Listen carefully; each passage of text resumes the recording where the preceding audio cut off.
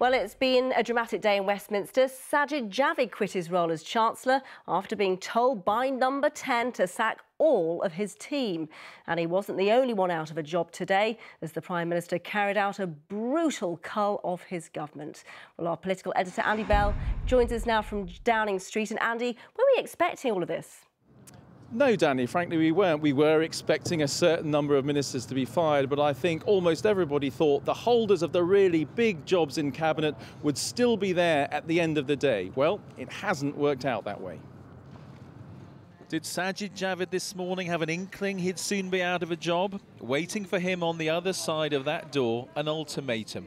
The man who appointed him in happier times said he could stay Chancellor as long as his team of advisers answered to this man, Dominic Cummings, Chief Strategist of the Prime Minister. Sajid Javid said no and resigned. He's already been replaced by Rishi Sunak, who just 7 months ago was a junior minister. Delighted to be appointed, lots to get on with. Thanks very much. Are you going to be the Prime Minister's puppet? And he seems ready to accept this tightening of control from number 10. Also sacked, Northern Ireland Secretary Julian Smith, praised by politicians north and south for helping restore power sharing. Still this morning, he sounded like a man expecting the chop. There's a lot more to do, but it's up to the Prime Minister, and that is the responsibility he has to choose the cabinet that he wants, and it's great serving in it, but if, you know, it's always the Prime Minister of the day's call. During the morning, the Prime Minister had returned from his office in Parliament, where he had fired other ministers, at least sparing them the walk of shame out of Downing Street. Ministers like Andrea Leadsom sacked from business, Theresa Villiers from environment, Geoffrey Cox no longer Attorney General, Esther McVey no longer Housing Minister.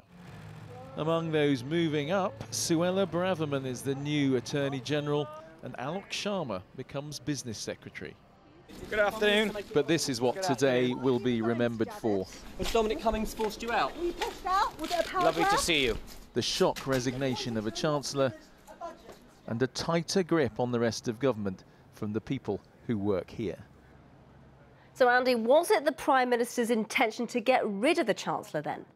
Well, Downing Street are still insisting that the Prime Minister offered Sajid Javid the job, said he wanted him to remain as Chancellor. It was just that issue of that ultimatum about his team, which Sajid Javid felt he couldn't accept. And what we can say for sure, whatever maybe we'll discover sometime in the future about the motivations of number 10, what we can say is it was more important for them today to extend their control into number 11 over the Treasury, over the Chancellor, than it was to hang on to that Chancellor who was due to deliver a budget in 4 weeks' time. Now, Sajid Javid has just been speaking, giving his first reactions. This is what he's had to say. The conditions that were attached was a requirement that I replace all my political advisors. You know, these are people that have worked incredibly hard on behalf of not just the government but the whole country, done a fantastic job. I was unable to accept those conditions. I don't believe any self-respecting minister would accept such conditions, and so therefore I felt the best thing to do was to go. Well, a very unhappy Sajid Javid there, but tonight he is out, and Boris Johnson, number 10, Dominic Cummings have extended their control over the machinery of government. OK, interesting times. Andy Bell, thank you.